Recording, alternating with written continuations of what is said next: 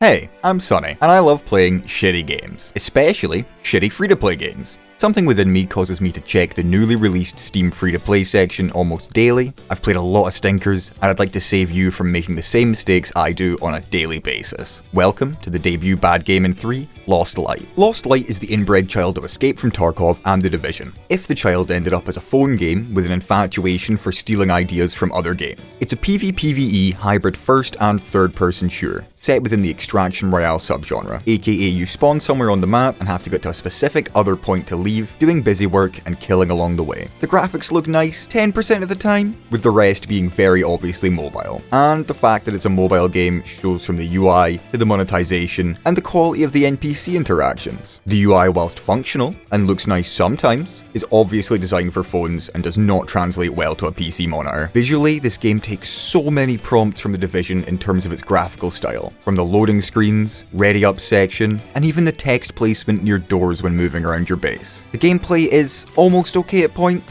Some of the guns feel decent. A highlight is that some of the sounds are actually really good.